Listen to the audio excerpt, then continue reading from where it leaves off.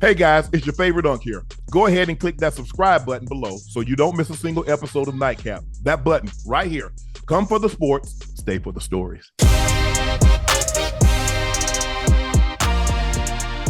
Indiana routes. Oh, Lord.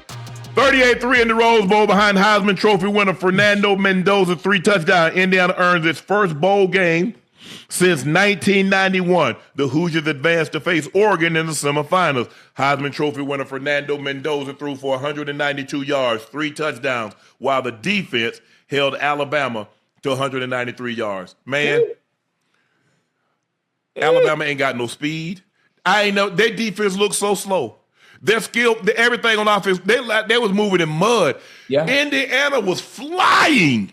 Mm-hmm. It was all over the place. Flying. Mm-hmm. And Johnny, take off. What'd you see? Man, this is kind of the same Alabama team we've seen all year. I mean, at times they've looked good, but they had to fight and claw to win the Iron Bowl. They had times throughout the season where they looked terrible. This is still a team that lost to Florida State to open the season. Just a very inconsistent team. I think Ty Simpson at times throughout this year, we've praised on this show. We praised his play. We praised his poise at times, making big throws. That wasn't the same guy today.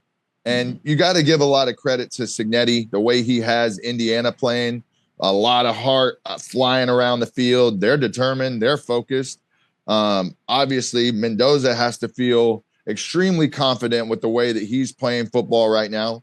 You knock off Ohio State, you go and smack Alabama.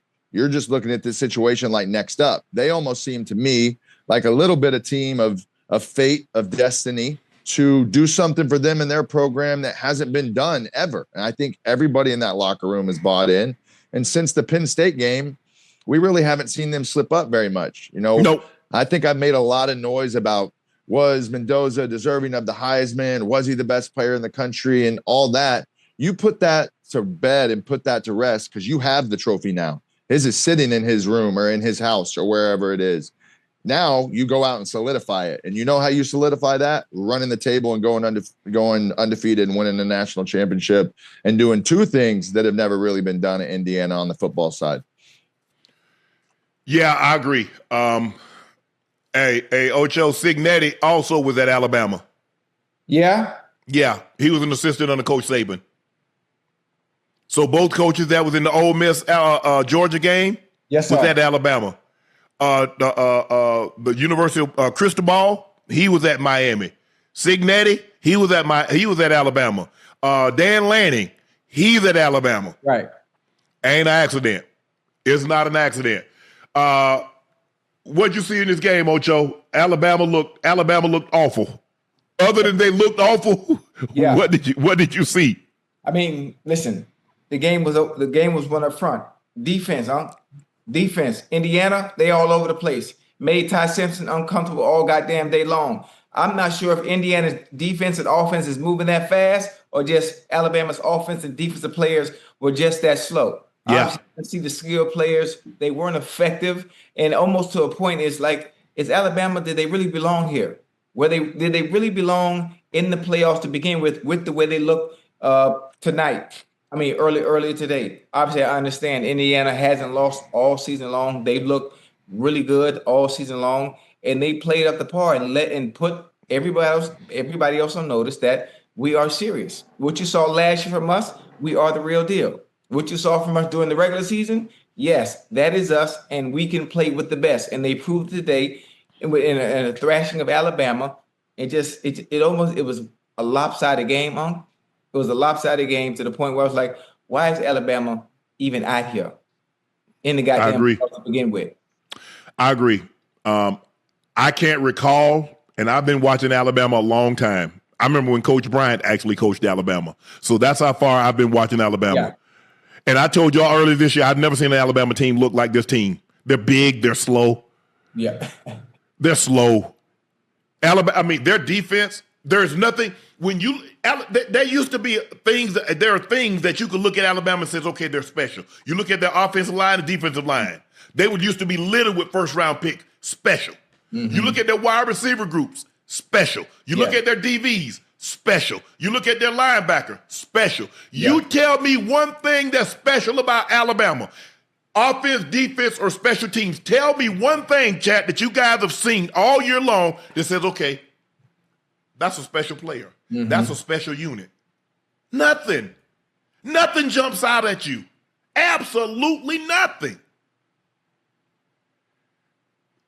Boy, they got Alabama fans, the alumni and boosters probably said that we sure wish you'd have took that job at Michigan and leave us the hell alone.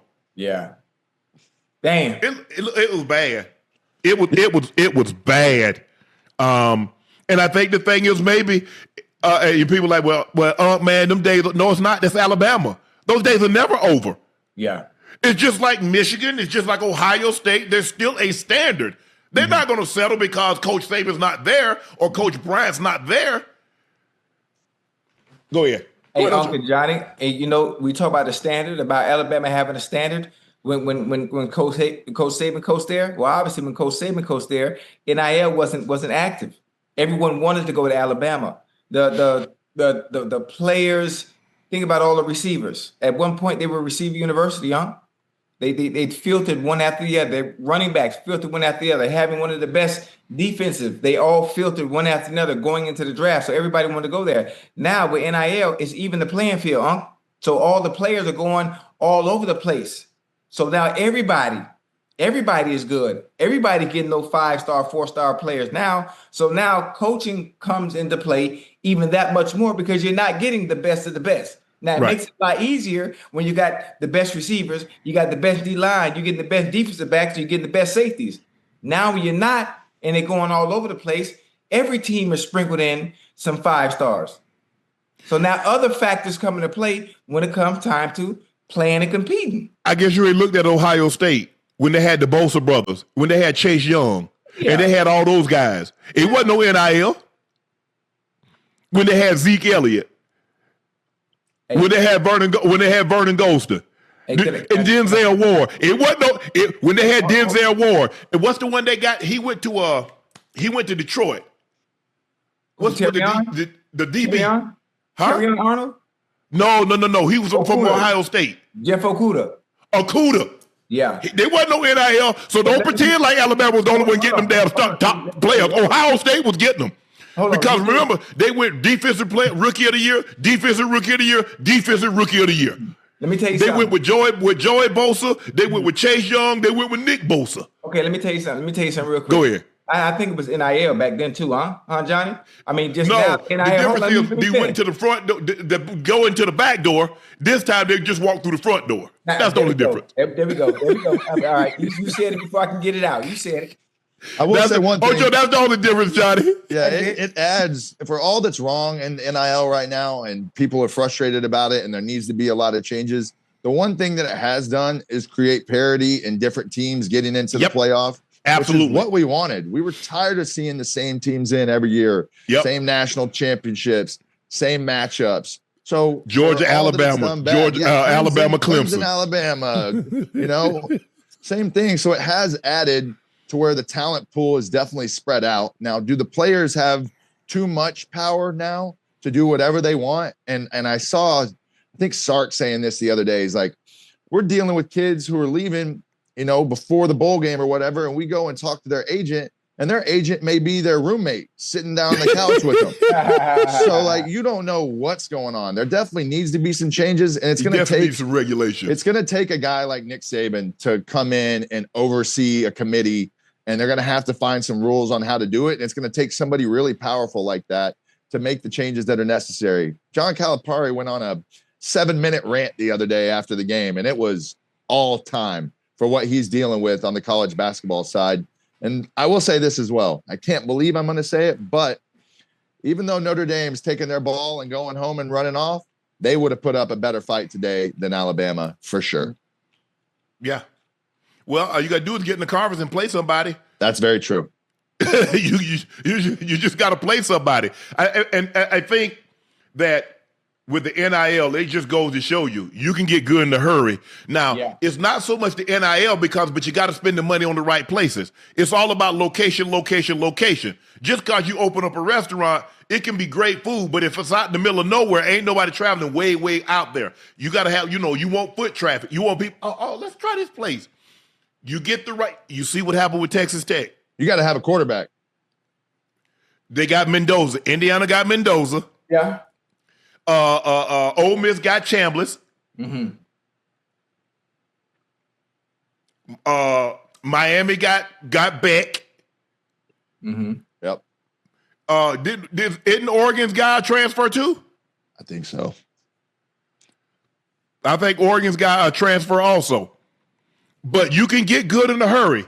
Yes, sir. If you get the right people. It's just everybody think, well, hey, he transferred from UCLA. Okay. So you see? Yeah, quick. I mean, look, what do you think Lane Kiffin's going to do next year when he gets to LSU?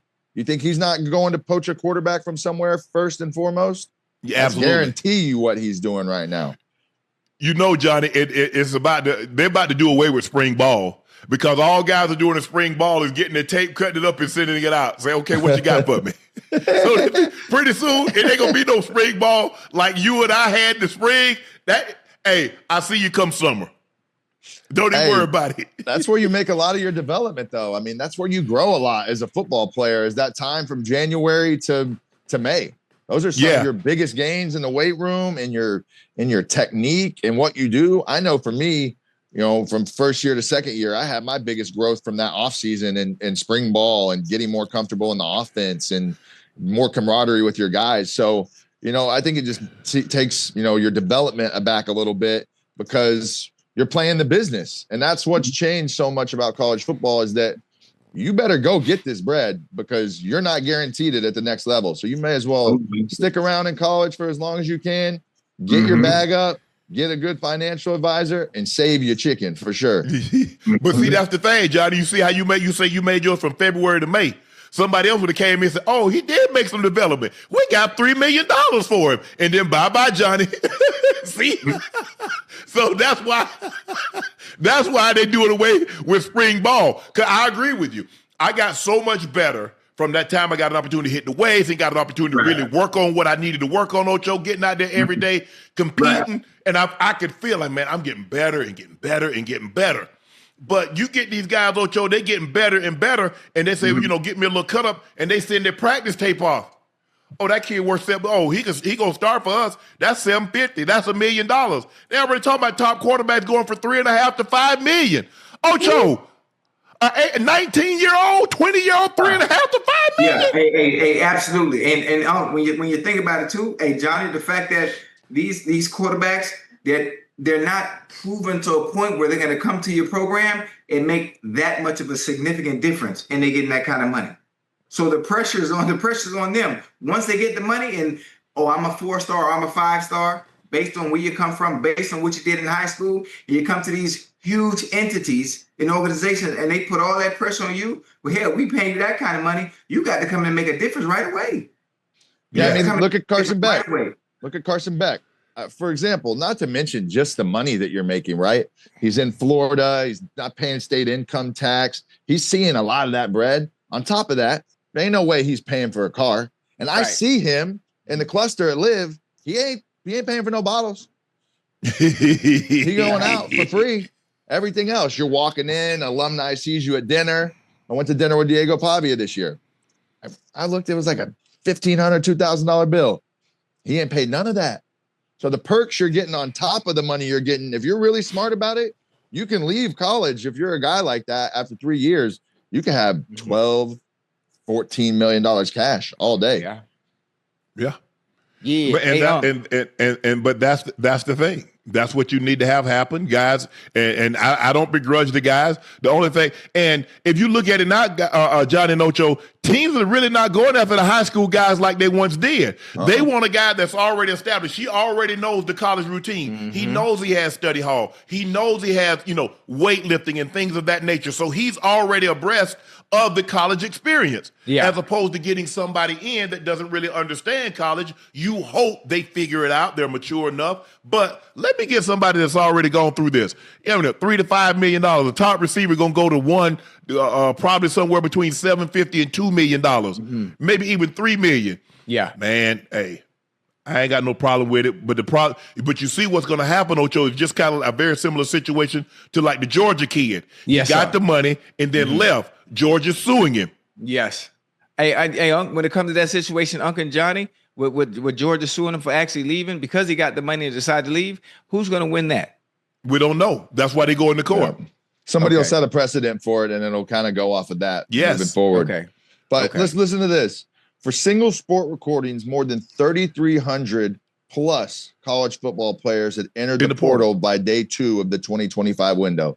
That kills high school kids. That kills these guys who are the guys like me, really, the 3-star guys who are, man, I waited a long time to get my Texas A&M offer. I had to wait for a lot of people to turn that down. I would have never got that offer living in this day and age. I would have been going to Rice or Sam Houston. Yeah, and played 1 year there, and then guess what? Then it came back and dumped the bag in your lap, and you'd have been in Texas A&M. Yeah, and then I would have been somewhere else the next year, and then somewhere else my senior year too. Hey.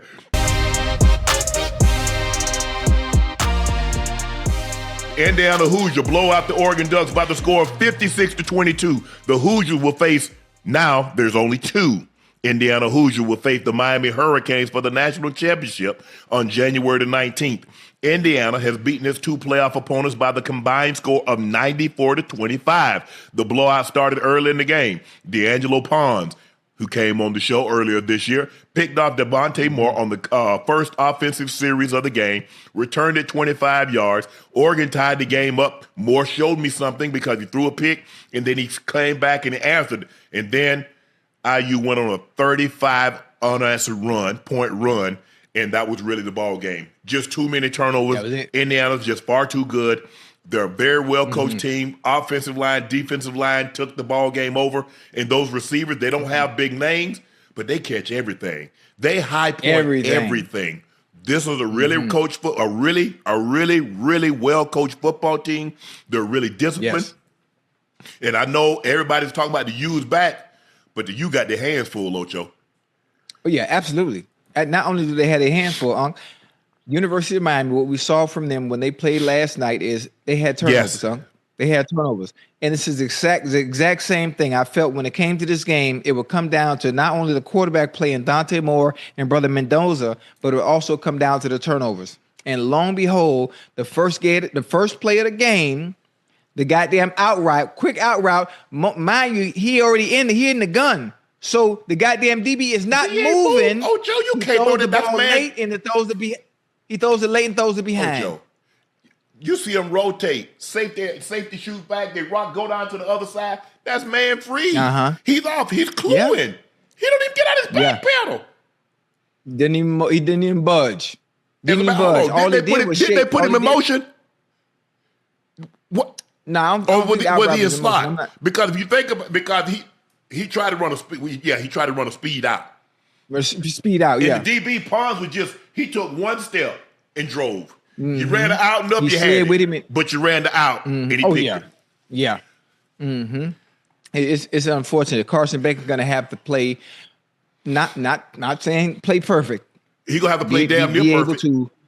Damn near perfect. You can't turn the ball. They put so much pressure on you on both sides of the ball, Ocho. They got a front. Yes. They dominate both lines of scrimmage, and that's what the U tries to do. So it's gonna be immovable object, irresistible force. Something's got to give.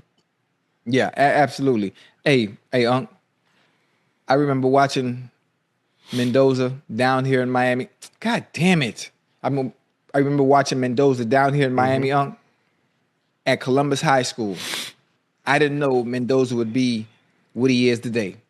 I had no idea he would be this good. If you look at some of the throws he was able to make, some of the throws that attribute to some of the quarterbacks that let you know they're going to be good. He's throwing a goddamn comeback route off the left hash to the wide side of the field on the money. His ball placement all game long was phenomenal. On those same plays where Dante Moore threw an interception at the beginning of the game, every out route he threw, whether it was on the short side or the wide side of the field, the ball placement was perfect. Throwing receivers open. Even if they were covered, the ball placement, back shoulders, high point. But the receivers, Ocho, you see how they high point the ball? Yeah. Oh yeah, yeah. But it's only where his guy can catch it. It's going to be a completion or it's going to be incomplete. It's not going to be picked, and no balls even came close to getting picked. Hey, he was sensational. They were all night long. Man, I'm looking at Coach Signetti on the sideline. If he's like this and they're winning the ball game, I hate to see him when he gets upset. Yeah. Hey, he don't show no kind of emotion. Huh? He got his hands on his hip. What's up with that? I'm like, are you happy? Hey, the camera panned to him after a touchdown. He showed nothing. The sideline going crazy behind him. Stone cold killer face. That's it. But Mendoza was very good. The job is not Go ahead, finished. Ocho. Go ahead. What you saying? No, I was just saying the job is not finished. That's the mentality and the mindset and his body language. That's what it showed. The job's not finished. There's no reason for me to be celebrating. Oh yeah, you can celebrate that. I mean, you can't get to the job if you didn't finish this job. I mean, you got all that. All that means you have another task. It's kind of like when you're growing up. If you grow up on the farm, there's always something for you to do. You can move the animal from one pen to another. You can grind feed. There's always something for you to do. But you must finish said task first before you move on to another task. So, win the Big Ten. Okay, get to the Big Ten championship. He won that. He won the first, get a bye, and then they win the next game. So now you advance to the Chick-fil-A Peach Bowl. Now, the ultimate. You get to play for the national championship, something you've never won. You've never been in that situation. And they're a good team. He's unbelievable. This might be, they might need to do a story because we've never seen a turnaround happen this quick. Not with a team that's been this historically bad.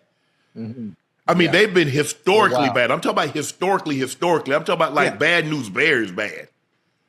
Hold on. The funny thing about it, Indiana is a basketball school. Huh? This is the basketball school. When is the last time we've seen a basketball school dominate like this the entirety of a season? No, we haven't. The entirety of a season and beat everyone. I'm not sure if a lot of people, if they were gamblers, if they were bettors and they bet on college football, how many people had Indiana to be in this position throughout the season? No. How many to be able to make it, to be undefeated, to be playing in a national championship in Miami? Before Peyton Manning got to Indy, they were known for basketball in the Indy 500. Right. Then Peyton Manning come, and then all of a sudden they got excited about football, and he gave them a reason to be excited. Yes. But this story, IU football, and to be in this position, one win away from winning a national championship, and had to go through the gauntlet because it's a little bit more difficult now because now you have 12 teams. You have to win multiple games in order to get to a national championship. Once you win, you win your division. You go to your championship in said division. You win that. And normally, up until a few years ago, you played for the national championship. You rank 1 or 2. You play for the national championship. It's not like that anymore. You get a bye. No. So you have to win 3 games to win a national championship. After you go through your regular season, after you get to your conference championship, now you got to win 3 games in order to be. So we'll know the real. It ain't no more. Man, such and such should have been in there, and if they'd have been in there, they'd have done this. Now you win 3 games, you the champ. Oh yeah, you got ample opportunity. You got ample time. You get. Oh man, I'm sick of this damn camera. You got ample opportunity to be able to prove yourself and your worth if you make it to the playoffs and you make it to the national championship. Hey, the fact that Mendoza gets to come back home and play in front of his home crowd, in front of the place where he's from, it's going to be dope. But listen, Mendoza's going to have his hands full, and the Hurricane going to have his hands full. I know the pressure's on Carson Beck. Oh, yeah. I know the pressure's on him and all those interceptions, and for one, the turnovers. You can't turn the ball over. And they have to capitalize. If those opportunities present themselves defensively, you got to catch some interceptions this game. No, you can't. You're going to have to. We saw what happened, Ocho. Mendoza put the ball on the ground twice, and they didn't get neither one of them. Neither one. And they ended up getting points out of both of them. I didn't understand. Oregon, okay, you're already backed up. You take a delay of game penalty. to get backed up even further. And now you let the guy come in. They only rush 2 guys, and you let one of the guys block the punt. Yeah, I'm trying to figure out. I'm saying, hold on, you already backed up. Why would you take a delay of game? This game, basically, it was 7-7. That was the last time this game was interesting. I thought it was going to go back and forth, especially after the interception in Oregon. Oregon got the ball and they went right down the field at will. I'm like, oh, okay, you know what? This is going to be a long night, and it's going to be a scoring fest. Back and forth. Yeah, I was fooled. I was led astray. Oregon couldn't get any pressure on Mendoza. Couldn't. He was pinpoint accurate. Sarratt, Becker, those guys, Cooper Jr. I mean, he was just spreading it around. You get a catch. You get a catch. Mm-hmm. Hell, they bought Pons in. Let him catch a pass. It's hey boy, he threw some beautiful balls. You know, these are the both quarterbacks in this game. Mendoza is projected to be number 1. Moore is projected to be number 2. Mm-hmm. I mean, I can see why. Yeah. I can see why. And obviously I wasn't that high on Mendoza, obviously, because you watch Indiana play, but I didn't know he was this good. Now that the spotlight is on him, it's a pressure situation, and you have to show up when it matters most. And Unc, he played phenomenal. So obviously, if he's going to the Raiders based on some of the throws I saw him make tonight, well, you put some pieces around the quarterback I saw tonight at the next level, he gonna be all right. You better put some offensive linemen around him. All right. Yeah, that's part of the pieces too. The most important at that. You got to get him a receiver. Just one to go with Brock Bowers. He gonna be all right. I agree with you.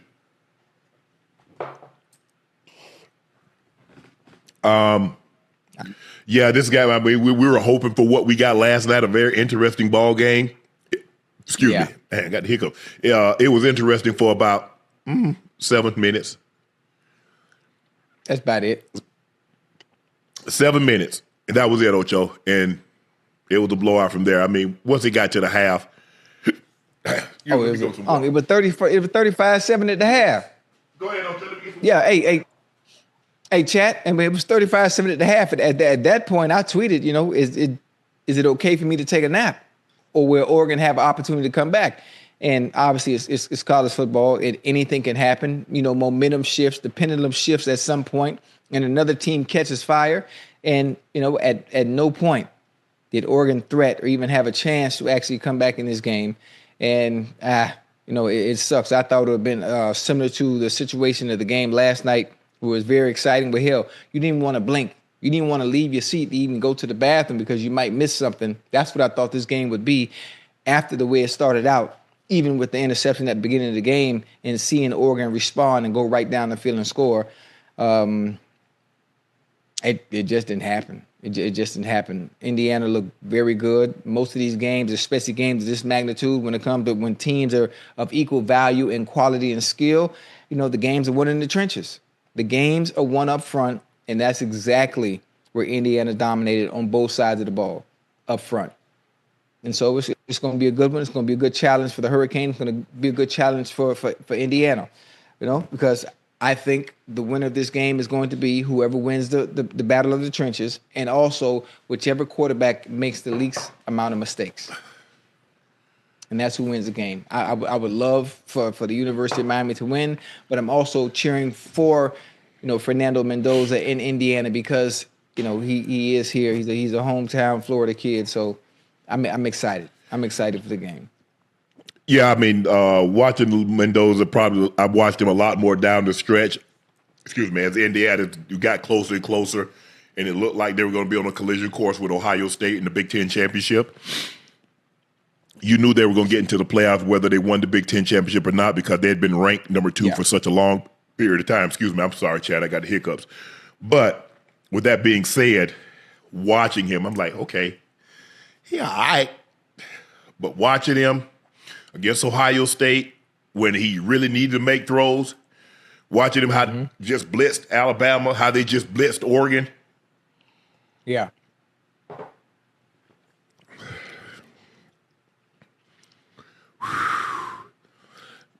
The Canes better be on their best behavior, Ocho.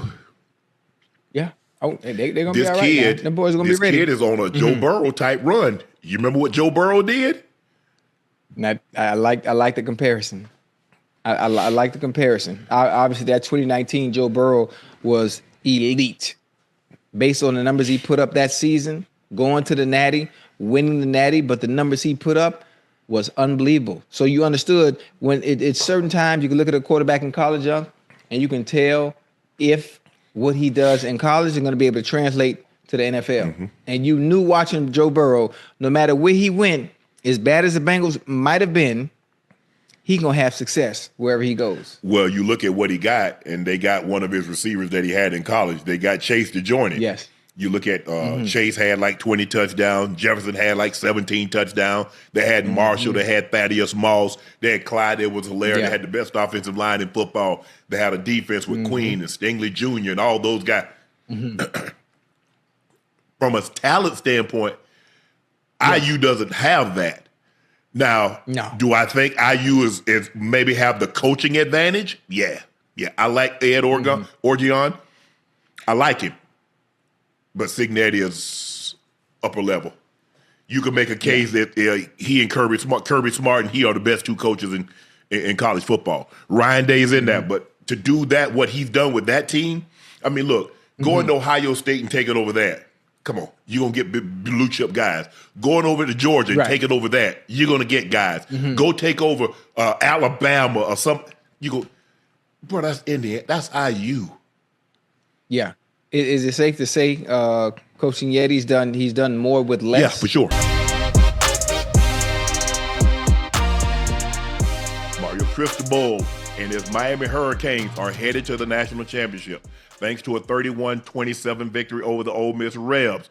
Ocho, I'm surprised how the game was this close. Yes. When you possess the ball almost 42 minutes, the other team have it for less than 19 minutes. Yes. You have you 13 of 21 on third and fourth down, and you have to hold on for your life. The Canes dropped so many interceptions, Ocho. 4. Okay. Because remember, they dropped that one right before the half, Ocho. Yeah. They got a kick. Okay, and then they had one to do. He bobbled it. Then he bobbled it. Well, I think you're going to catch it. I'm going to let you catch it. Then he bobbled it, hit the ground. And then the dude bobbled one. Ocho, this thing is pretty. Yeah. Other DB pops it up in there. He right there. To pick it up, it went right through his hands, huh? Right through his hands. But the Canes are headed to the national championship game, 31-27 over the Ole Miss Rebs. A very, very good ball game. I can see why people like Carson Beck, and then you can see why he has his critics. Because, Ocho, he was Maryland. That game shouldn't have been that close. He got Tony, who split the seams on cover 2. Go ahead. I'm going to let you talk. Go ahead. Yeah. Tell me what you thought. What did you like about what you saw from the U? Listen, what I like from the U, obviously it was the offense, huh? It was the offense. Defensively, I would have loved for him to add a little bit more pressure on Chambliss, but he was able to sit back there comfortably, Unc, and deliver. I mean, Chambliss was what, 23 for 37. He had one TD for 277. I thought this game would have been won because of that goddamn front four. That front four, they weren't able to get home and disrupt Ole Miss the way I thought they would have. Obviously, Lacey got loose. Early in the I think it was the first half. He got loose on the big one. They kind of kept him in check after that. But this game was won by Carson Beck. Even though he will have his critics, because of what he was able to do tonight and make some of the throws that he did make that were completed, he missed some that could have blew this game out the water. Wide open. Blew this game completely out the water. He gonna look at film. They gonna go back. If they're playing a better team, honestly, if they're playing a better team offensively, they lose this game. Because you had to fight for your life, And you shouldn't have. Not when you possess the ball like they possessed it. Ocho, they had the ball for over 41 minutes. Yeah, not that much. And also, some of those interceptions that they should have had, you're hoping if they got the ball back, they could have turned those into points. Yeah. It was you look at the game early on, you got Tony. Tony splits the seam. He throws it up the rail like he's going to throw him into the corner. No, keep him front side. You see how Tony's looking for it like this, and he throws him like that. He's like, bro, what are you doing? Yeah. I mean, he throws one. He got the guy wide open in the flat. He L-mails it on the last drive. Yeah. And then you look at some of the throws that he's missing, and you're like, bro, they talking about you a top quarterback.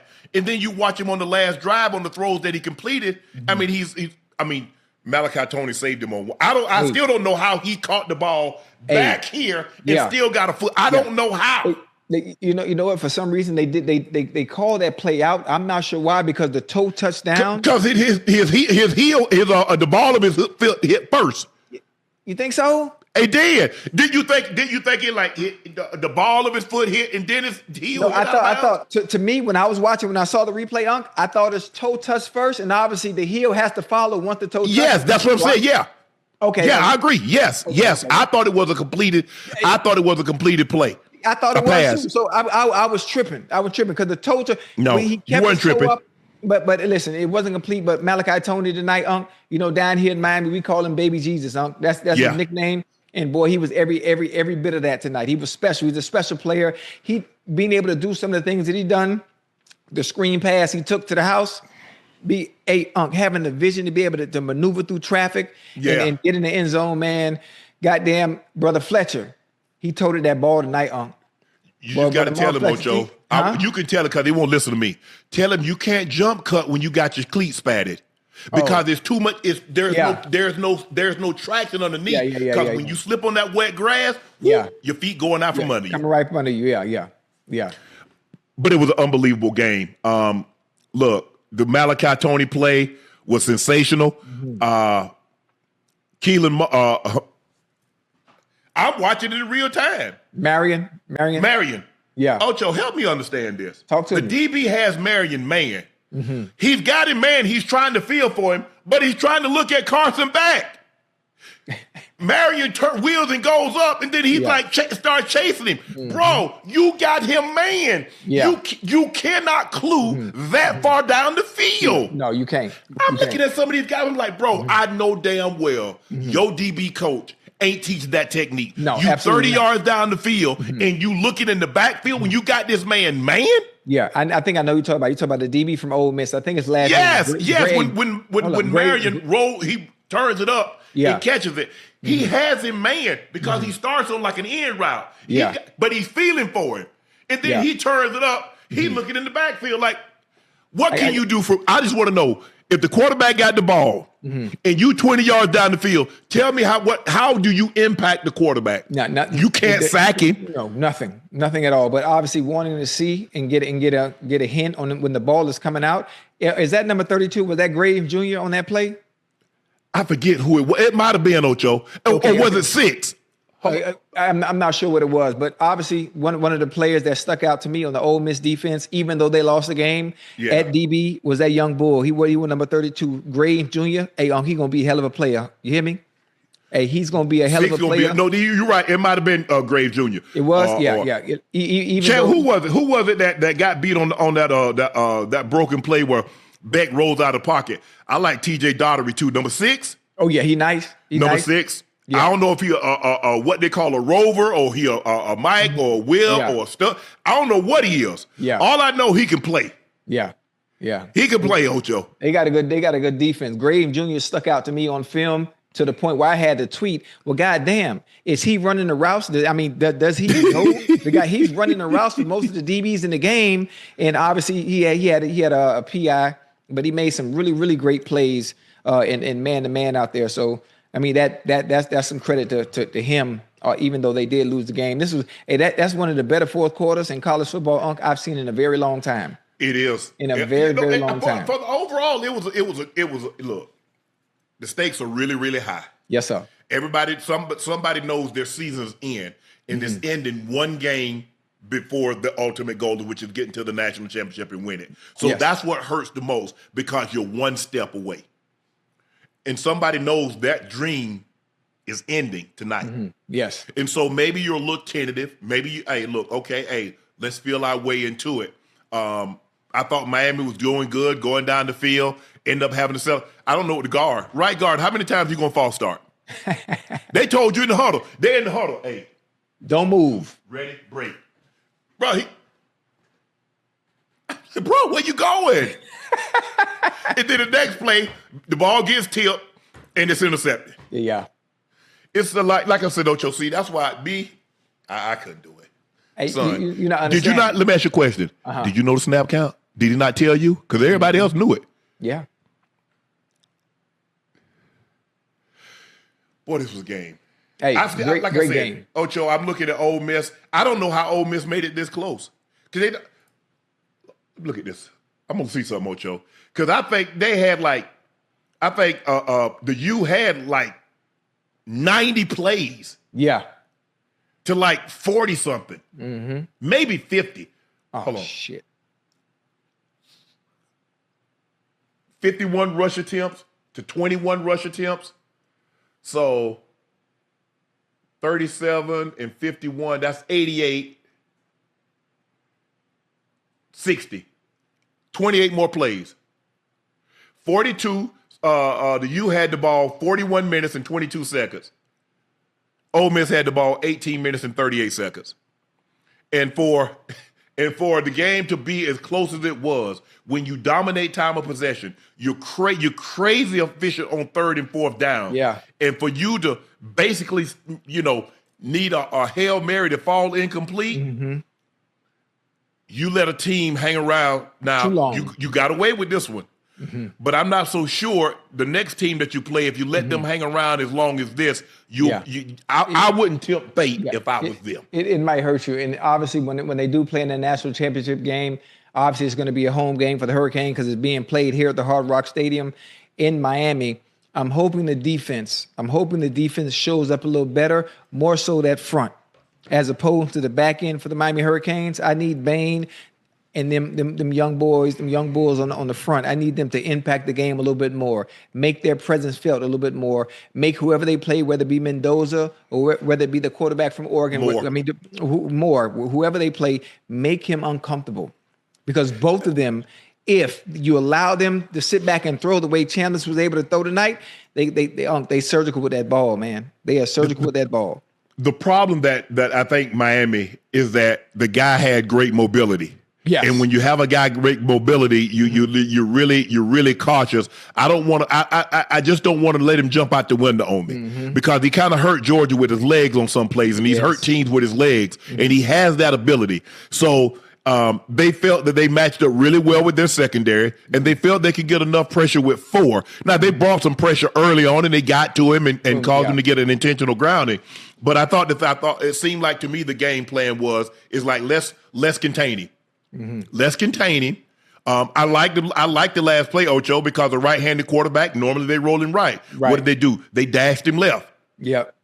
So now they got 3 guys on that one side. Now we got 1 guy. So we got plenty enough time to get him out there, let the guys get down the field so they can throw it. But I thought Miami did a great look. Penalties hurt Miami, killed some drives. They dropped some interceptions. They ended up leading the points for Ole Miss. But those opportunities, when you get those opportunities like that, and I was like, man, you guys got the momentum, man. You need to put this team away. You need to get some separation. Right now, there's not enough separation between you and Ole Miss. And you're like, you look at it, they're dominating this game. Yeah. I'm like dominating it. And you look up and like, hold on, wait a minute. They're still in this game. Yeah. As a matter of fact, they took the lead and then and Miami got it back, and then they go back and get it again. And then Miami has to take it again. I'm like, how do you guys have the lead when you have basically a quarter or a half worth of fewer plays? Yeah. But this was an unbelievable game, Ocho. This was crazy. This is what you hope. This is what you hope. Yeah. This is what you want. I guess the money gonna be coming in, piling into the U because some of them alumni. Hey, this is what we expect now, Ocho. Absolutely. And another thing, this is good not only NIL but with players that are hitting the portal. Guess where they're gonna want to come? Right. Guess what? Players are going to want to come to Miami because you see what the program has done. You see what Chris Paul has done with the program, and I think this is the resurgence to the Hurricanes of old. Now, I'm not saying they're the same 2000 Hurricanes or the Hurricanes from the 90s. But mainly the 80s. 80s. This is a great step in the right direction for that program in general. And they got some really good players on. That goddamn Malachi Tony, Malachi Tony is supposed to be a senior in high school, man. Yeah, he's supposed to be a senior in high school, man. Just watching what he's done and being a very, very good friend of his pops, who was from Liberty City too.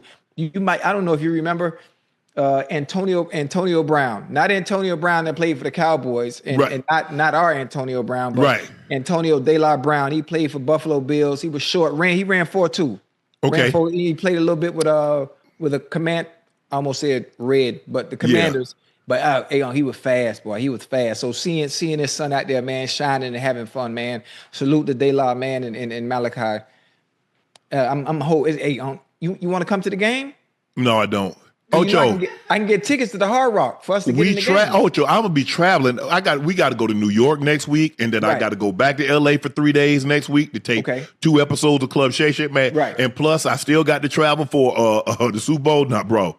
Well, hold on. They know me and Jordan at the airport, like, oh, y'all again, huh? Yeah. Hey, but listen. I'm telling you, I can get us free tickets. I can get us free tickets in the game, so we can go watch the game, and we could do it again. I wish I could make myself magically appear and not have to get on that plane. Do you know how far Miami is from Vegas?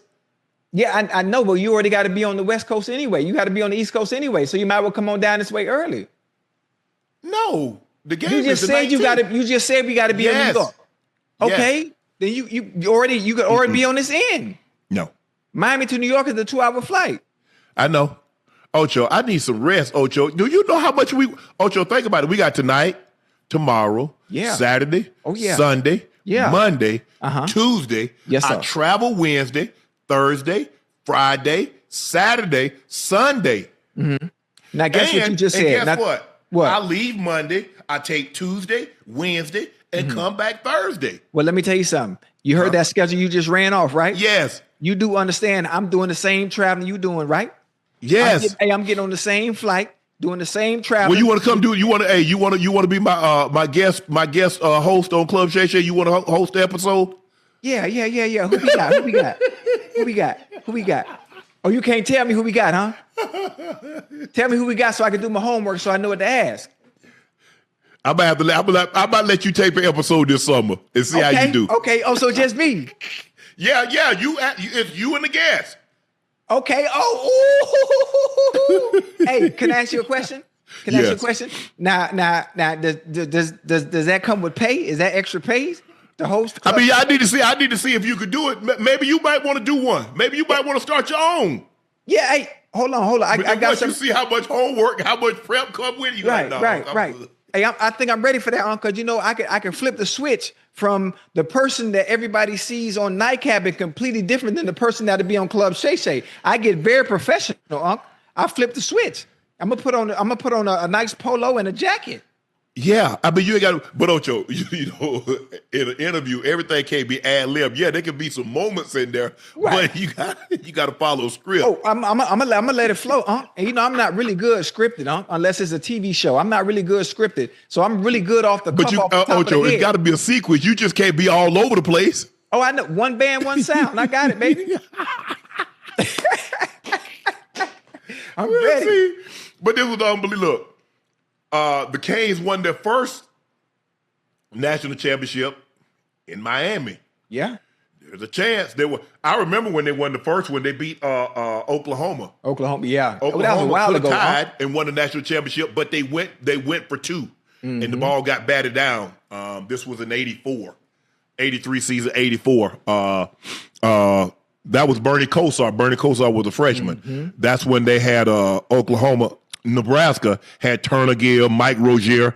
Mike Rozier had won the Heisman Trophy that year, went over 2,000 yards. I think Dean Steinkooler was on that team. They were loaded. They were loaded. But the U sprung that upset. Coach Snellenberger, they came out of nowhere, and from that point on, they had Highsmith, Mel Bratton, Melvin, Fat Cat. That was the beginning of the U as we know it. You know, Coach Snellenberger, and then he leaves. He goes to, I think, the USFL or maybe another school, and then in come Jimmy. And then in come Erickson. Yeah. Hey, they were balling, boy. Under them team Jimmy had and Coach Erickson. Oh, yeah, Jimmy. Well, look, not only could Jimmy build a team. Yes, he knew exactly what to say to the players. Because I know you guys have seen the interview with Mike, where he said, I said, Mike, man, why you won 41? He said, man, that was Jimmy. I didn't want no 47. So I went to him, I said, Jimmy, let me get another number. Man, 47, that ain't me. He said, I'm going to give you some touchdowns. I'm going to give you some yards. He said, Mike, you know what I see when I see you in that 47? I see a big old 747 about to land in the end zone and score touchdowns. Mike say, yeah, that's what you see. You know, I'm like, that's what you see? Yeah. He say, man, I get the Dallas about 2 or 3 years in and we having a drink. He say, Mike, I can't believe you brought that story. Mike say, what story, Jimmy? He say, that 747 story. Jimmy knew how to sell. Right. Jimmy knew how to motivate. Mm-hmm. Jimmy was the perfect carrot and the stick. He knew that. Yeah. And, man, he had some playboy. They got Jay Boogie, they got Danny Stubbs, and they had Testaverde. I still don't know how they lost that game to Penn State. I still don't know. Oh, yeah, they lost 14-10. I don't know. With that level of talent that they had on the field that night, Yeah. They weren't supposed to lose that game. Hey, Jimmy had some players too, and when Dennis Erickson was there. Oh yeah. Jimmy had some players too, boy. But I still look, Ole Miss. You ain't got nothing to hold your head down for. No, absolutely. This was, boy. I think Lane would have probably been sick had they won this game. Because remember, Ocho, he's leaving Ole Miss to go build a championship team, and lo and behold, he built one already. Yeah. He built one. Yeah. And the thing is that he could have stayed there and done this and had no problems.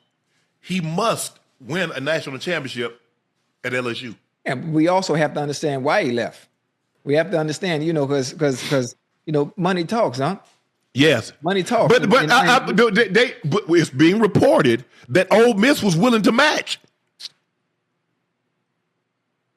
FedEx. Now he passed away, but I'm sure he left a pretty nice endowment. Yes, sir. I can tell you one thing. I think if Ole Miss was willing to match when the rumblings of him actually leaving LSU would have came about, they would have matched it then. Well, what's the point of waiting? Ocho, if you really want to stay, you don't even entertain that. Yeah. I got you. It's like in a relationship, Ocho. If you really want to stay with old girl, are you really out there entertaining others? No, not really. We don't even talk about that. Don't even worry about that, Ocho. Don't even worry about that. I'm with you when you're right now. I'm with you right. Hey, hold on. Before you keep going, let me put my camera back on my because I'm on my laptop and I don't like it being not clear. Hold on. I need the people to see my face. There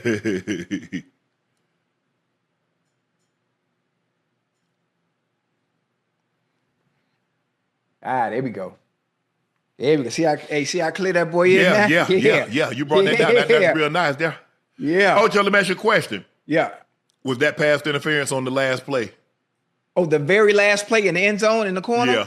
Oh, hey, that's a touchy one, huh? That's a touchy one. Honestly, that's a touchy one because he's feeling for him and he has him the whole time while the ball was in the air. But he pulled him down a little bit. It's a call that can be called. If the ref wanted to be an asshole, he could do it. He could have threw it.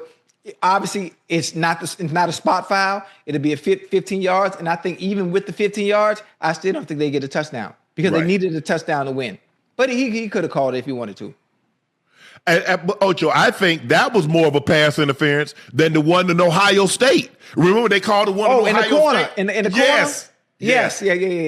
That was tough. If I'm not mistaken, I think that gentleman, the DB, I think he in prison, Ocho. Chris Gamble? Sharp. He is?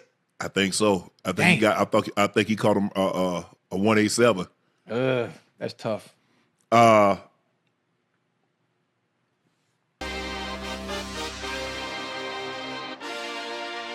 We got a very special guest joining us. Elijah!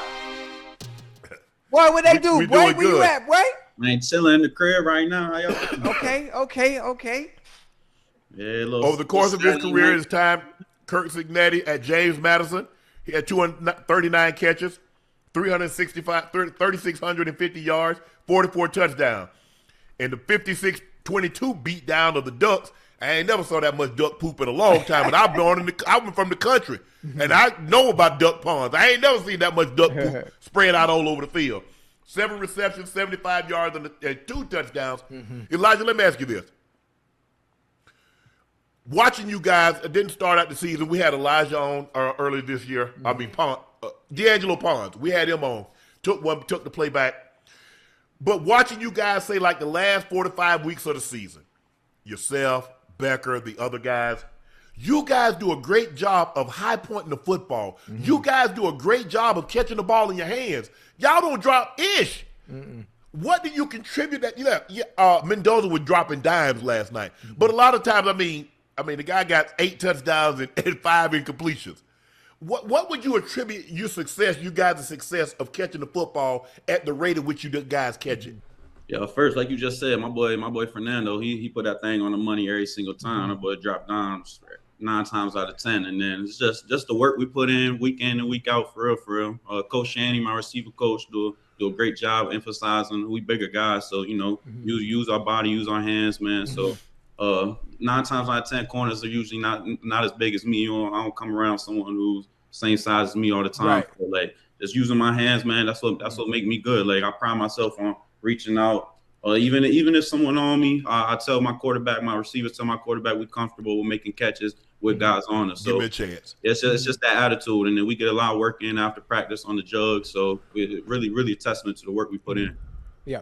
Hey, another thing I wanted to ask too. Most of the time when you play a team twice, especially in the same season, you're familiar with each other and what you guys like to do. You're familiar with tendencies most of the time, and beating the team twice in one season is very difficult. Now, you understood going to this game it would be a difficult challenge. Well, we thought, those watching, including myself, I thought it would be a difficult challenge, and if you were going to win that game, you would have to almost play perfect as opposed to how you did last time. Did you think the game would go the way it did this time, the second go round? I'm gonna be honest. I'm always confident in my guys winning. Like, right. I believe we're gonna win every single game. But like, tell you was gonna go out there and do that. I mean, that was like kind of surprising. But okay. It was a little bit, but like, yeah, just because they knew what we was doing. I knew what they was gonna make their adjustments. So they ran a lot of man the first game, so I wasn't sure, and we handled it well. All the receivers, so I didn't know if they was gonna come out run man again. But first play they line up in my face pressing, so I was like, all right, here we go. I mean, as a receiver, you already know Ocho, like, that's 1-on-1. That's what you got to have it. You got to have it. Yeah, you like, y'all playing 1-on-1, don't come feet. Yeah, if you can't win in 1-on-1s, you ain't really gonna play too much play too much ball. So we did a good job of handling that for sure. Elijah, your father gave you the nickname Waffle House because you're always open. You know, at Waffle House, I don't know how they are in Indiana, but down south they bumping grind a little bit in there. For sure. They definitely, man. They don't even got too many Waffle Houses here in Indiana. I'm from Virginia, so like. Okay. I grew up with Waffle Houses around me, so I'm used to that. But yeah, you know how I get there late night. Yeah, for sure. Absolutely. I really know. Let me ask you this. So what's your meal at Waffle House? Do you get the waffles or do you get the diced and scattered or smothered? How you doing it? All-star breakfast always. Like every single time getting that all-star breakfast, waffle, grits, and then some bacon with scrambled eggs. I put the bacon and eggs in the grits and then Okay. You mixing it? Yeah. So my Waffle House order, I get a sausage, egg, and cheese on raisin. I get a waffle, and obviously I get the orange juice. That's it. But that sausage, egg, and cheese on raisin bread is awesome. For those of you in the chat that haven't had it, people be hating on it, talking about it look a little dirty in there, man. You just gotta go in there, sit down. That's the best place to eat. Hey, best place to eat. Hey, when it comes to soul food spots or any mom and pop spots where it's not all done up real nice. I don't want no big soul food spot. I want it cramped. Yes, sir. I want 2 chairs. That's it. Yeah. 2 chairs. That's the best place to go eat. And you put me on to a spot, Country Kitchen down in Indy. I seen you do a little video to it. Yeah. Do it slap. Do it slap. My brother down there. That thing like that. Yeah. Good. I do not go to Indy without going there. Yeah, they I call. I hit send up. Hey, send. I'm on my way. Okay, Shannon. Yeah. Oh man. Hey, matter of fact, but I'm looking at you guys. Look, you got one more. You got one more game. This is the most important game. Ohio State was the most important game. Yes. You took care of that. Alabama was the next important game. You took care of that. The Ducks were the next more. But as you go along, as you go further and further, you know they get more and more importance. You understand you guys got an opportunity to do something. This will be the greatest turnaround in football history. From what you guys were to what you guys are, and it doesn't look like it's slowing down. What's your guys' mindset? You're Monday. You're a week away from playing your dreams real. I don't even know if you could have realized this when you were coming out of high school. Like, man, an opportunity to play for a national championship. Man, wow. Yeah, it's crazy. It's crazy. Just coming from where I'm from, playing the national championship, really just blessed. I thank the man above for allowing me to be in this position. But really, mindset the same as been all year. Like treating this game just like we did any other game. I know that's like a saying, but like, nah, it's really what we stand on. We got a great group of vets in there that know what our goal was all year. So we're gonna go in there, practice all week, stack them days up leading up to Monday, and then just go to work. I feel like if we put that work in the days before leading up to Monday, then we'll put ourselves in a good position for sure. Yeah. I don't mean to be in y'all business as far as scheduling concerned, as far as when y'all do travel. When you do travel here, are you here ahead of time, or you do all the practicing down in Indiana and you come in the day before the game? Yeah, usually Coach Sig, he likes to leave as late as possible. But since the bowl games and stuff, we done left a couple days earlier. So, but we still, as long, whatever day he can leave the latest, that's what day we're gonna leave. So Thursday, Friday, we're gonna have a couple. We may have like 1 or 2 practices down there, but for the most part, we're gonna try to finish everything before we get down. Okay. They normally probably require you guys to get down there like 48 hours before kickoff. They don't want the hiccups. 13 of your 30 transfers ahead of the 2024 season came from James Madison. You guys, Aiden Fisher, cornerback D'Angelo Pons, yourself. I mean, what was it about IU of all the places that you potentially could have gone? Indiana? Yeah, it's crazy. I ain't gonna lie. Like coming out the portal at first, I was telling myself I was gonna go to Indiana. I want to go down south somewhere a little warm, but just when I went on my visit up there, I already knew the coaching staff. Strength staff played a big part as well. Derek Owens, I don't know if y'all know him, but he one of the best strength coaches in the game. Like he done helped me with my body. We communicate real well, and then my receiver coach, offensive coordinator, Coach Shannon, is there. I knew he was gonna be able to get me that rock. So it really was the best spot for me, just being comfortable and knowing the scheme and everything. That's dope. What was the pitch? When you went in there, you say obviously your first choice wasn't go. Sometimes the first choice, the best choice is not always the first choice, but it ended up being the best choice. Yeah. What was this pitch? What did he tell you to convince you I use the place for me? Yeah, so you gonna go first. You gonna go with Coach Seagal. So you gonna have his feet kicked up. You gonna be sitting back like this, chilling. And then you was like, you know what I do. You know what I'm about. One thing I say, like what he preaches, what he really stand on. So I appreciate that from Coach Sig. And he was like, man, let's just do it. We were winning last year at JMU, and I believe we can do the same thing over here. And he's like, I'm gonna get you that rock. I'm gonna take care of you. So that's really all I needed to hear. I shook his hand, and then we just went from there. Do that man smile?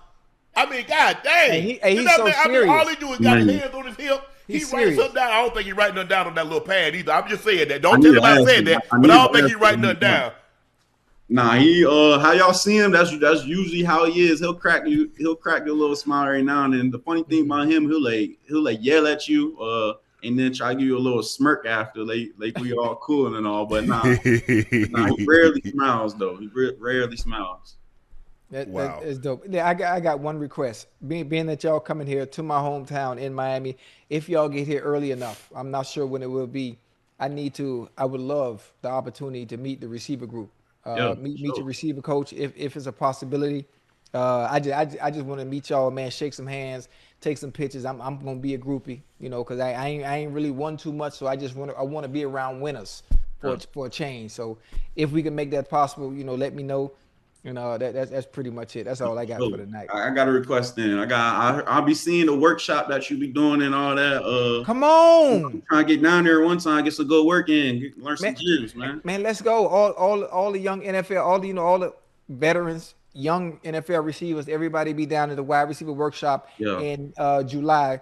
So come on down there, man. My agent, he had brought, I think, Cortland Sutton down there. Yeah, big Sut was up there. Yes, sir. Yeah, Yes, sir. Man, you more than welcome, man. Most definitely, you more than welcome, man. We come out there, politic, man. Talk the game. Talk some of the things you might struggle with that we can't see, that you need to work on, and we have a good time. Yeah, for sure. Elijah, man, congratulations on the unbelievable season. Continue success. Stay healthy. You got one more game. One more. And, hey, and once you win a championship, you will forever be a champion, no matter what happens. And it's always great to be the first. This class here, they'll remember this class because you guys were the first in a very long time to win a Big Ten championship. You guys will be the first to win a national championship. And, bro, hey, you're immortal. You're legends forever. So, best of luck. Congratulations. And we'll see you down the road. We look forward to seeing you at the wide receiver workshop. Appreciate y'all. For real. Much love. Appreciate y'all. Appreciate you, man. Elijah Sarratt, wide receiver, IU.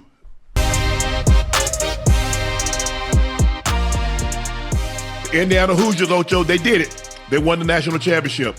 My cousin, who got that pick, Ocho? My cousin, Shannon Sharpe. Hey, you don't know him. There you go. Now he ain't my cousin. Now he ain't my cousin. You ain't no kin to him. Where you from, then? Where you from? He a Sharp. Now, that's all you need to know. Actually, he from Miami. He from down here. I got some relatives down there. Mm-hmm. No, you don't.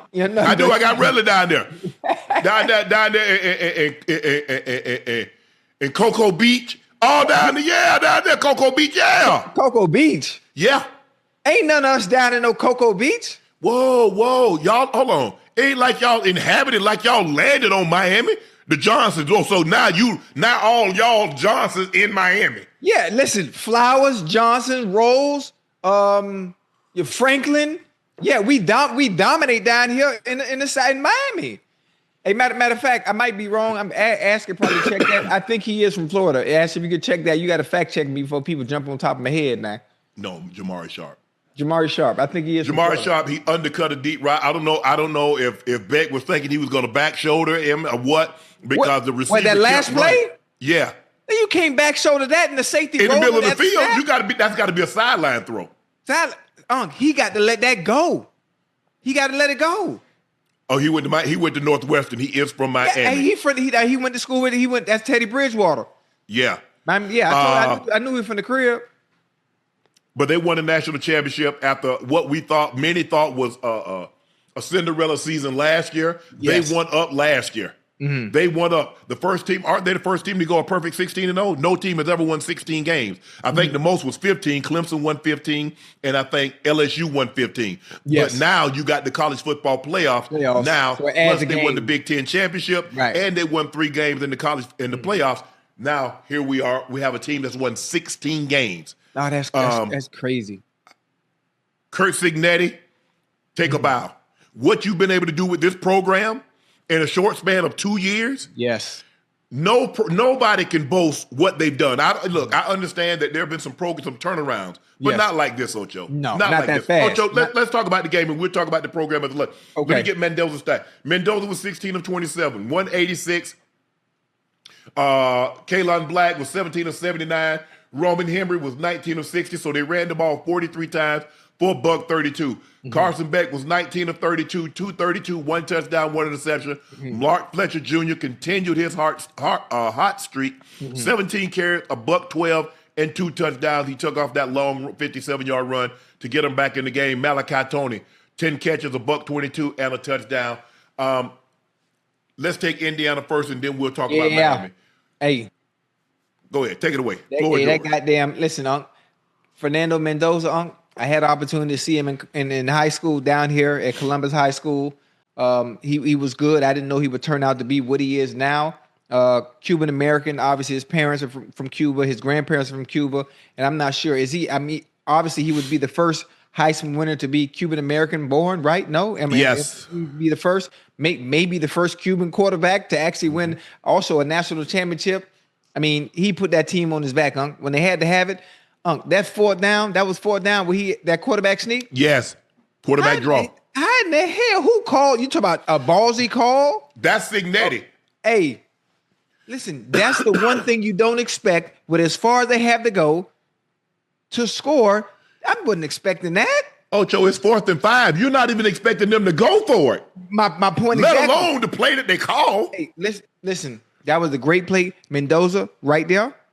When he got that ball and took off, that moment in his effort to make sure I'm gonna score by any means necessary, and jumping and diving and just putting his body, himself in harm's way, putting the ball in harm's way just to get that touchdown. That lets you know how much this game meant to him to ensure that they did win the game. Ocho, and I tweeted, I said that call. Forget, okay, you go for it on 4th down and you're in a dogfight and you really haven't been able to stop Miami in the second half. So you're in a dogfight and points are at a premium. Yes. So the mere fact that he went for it and then the play that he called to get it, I say, man, Sig's walking around with pumpkins. Heavy. Pumpkins. That's slightly disrespectful. As good as the Hurricane defense played tonight, obviously they were a bend but don't break defense. You're gonna make some plays, obviously, in the air, on the ground. You're gonna have some plays, but to call that on 4th and 4, 4th and 5, and expect to get it especially with that front four. I mean, come on, man. That was a great call. That was a gutsy call. Very, very gutsy. Ocho, it's the distance. For me, it was the distance. 4th and 1, Ocho, I ain't got no problem with that. I get it. Yes. I think you and I are in agreement to that. 4th and 1, yes. Ocho, that's 4th and 5. 4th and 5. And then the play in which he called, nobody saw this coming because you're like, hey, this ain't no running down. And then for him, he breaks the tackle. He runs into another guy. Now, he's got the first down at that point. He said, but I ain't satisfied. Yeah. I'm greedy. I'm going to get sweepstakes. I've already got the first. And he lays out. He knows he's going to take it. And then he brings it back in. He takes the shot in the back. Mm-hmm. That was a hell of a call. Very. I don't want to be a coach, but I just know this. I ain't going for it on no 4th and 5 in that situation. I'm taking that damn field goal. I'm just being honest. Yeah. I'm taking the field goal. And I think a lot of other people would have taken the field goal on 4th and 5. And I'm going to trust my defense. My defense has played well all night. I'm going to trust my defense and let them finish the game off. But, man, that was nice. Mendoza played really well. Goddamn, Cooper was balling. He had 5 for 71. Malachi Tony did what he could offensively. They kind of kept him bottled up, especially in the first half. He got alive, and they put Malachi in position to make some plays in the second half, but it wasn't enough. Carson Beck on that throw, I wish he would have let it go. I'm talking about you gotta let it go. Let it out there. It was almost like a cover 2 look in a sense. The corner stayed outside, knowing he had help on the inside. So the receiver was kind of sandwiched. He was kind of sandwiched in a sense. Yes. I'm not sure why Beck chose to go that way. And it's got to be one of those. It's got to be over here because that safety's coming now. Oh yeah, he's coming. Yeah. Now he's coming because if you just throw it in the line in which he's on, it's going to be a collision, and he's going to have to hold on to it. I would have preferred, like you said, lead him, but I would lead him over here. Mm-hmm. Because if I leave it right here, that safety's gonna bust his head. And the simple fact, the DB was very smart. The DB was very smart on that. At the snap of the ball, he purposely used the sideline as his friend and widened all the way out, so the receiver had no choice but to go inside. But release inside, yes. So the receiver reached inside, and it made it put the goddamn safety right in position where he wanted to be. The only way the receiver had a chance to make a play is if Beck let that thing go all the way out there. Like similar to a Randy Moss, Tom Brady to Randy Moss type throw. I'm just letting it rip as far as I can. And knowing what they do, we threw the goal ball 42 and 4. The ball was 42 yards deep, 4 yards from the sideline. Yeah. Y'all had the red line back then. So I don't know, Ocho. Some people is 44 and 3. I don't know, but I'm just saying the way we did it. Yeah, it's 42 and 4. Oh, it's the 42 same. yards deep, 4 yards. Yeah. Is that the way? Yeah, it's the same. It's the same. Y'all had the red line too back then? Yeah. Y'all had the red line, Unc?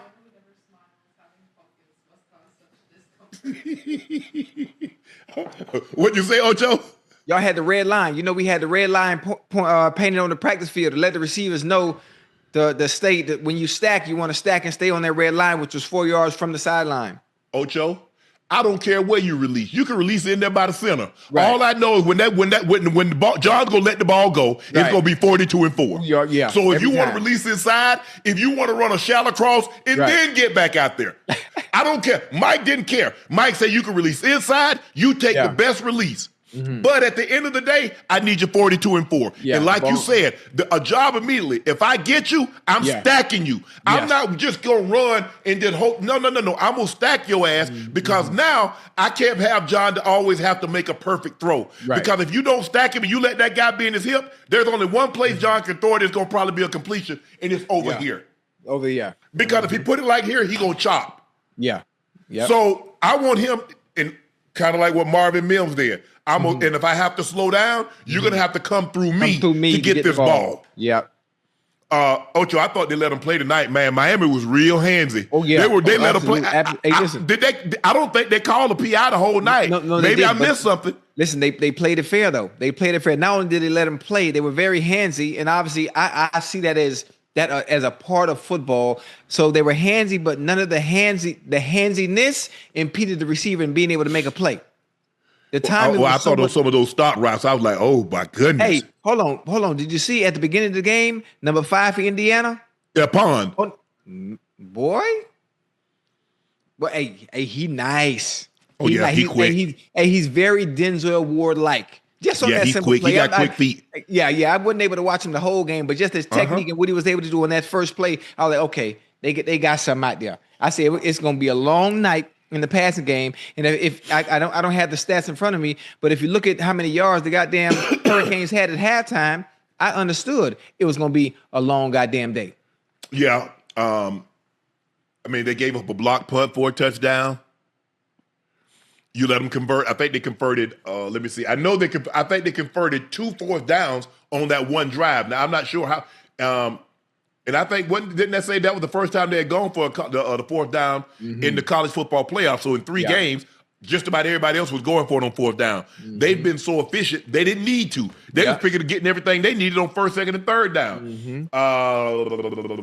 3 of 11. Okay, IU went for 2. They 2 for 2 on fourth down. Indiana, UM 3 of 11 on third down. Ocho, that didn't help. IU was 6 of 15. They're normally a lot better than that. Penalties 7 for 65 for 38, 1 turnover, and Indiana dominated time of possession, 36 minutes, a little over 36 minutes to a little under 24 minutes for the Canes. But when you look at what Cignetti has been able to do, he came from, if I'm not mistaken, he was on the staff with, you remember now, Ocho, he was on the staff with Coach Saban. He was in Alabama too? Yes. Man, everybody come from up under that tree, always Saban, has success wherever they go. Smart, Lane Kiffin, Loxley, Dan Lanning. Ocho, when you see his tree, ain't nobody in college football has ever had a tree like Coach Saban. Yeah, I mean, you heard what I just said. Was there. Who else was there? The guy that was at Florida, the head coach at Florida, he was there. Ooh. If I'm not mistaken, I think he was the receiver coach. Oh, Cristobal was also on that staff. Cristobal too? Yes. He was the O-line coach. Dan Lanning was a grad assistant. Okay. Kirby Smart was the D coordinator. Mel Tucker was the DB coach. Loxley was there, was the quarterback's coach. All of them, yes, all of them was there. It's so funny. Everybody that's come under Sarkisian. Everybody that's come under that coaching umbrella, up underneath, Nick Saban has had success everywhere they went. Had some type of success everywhere they went.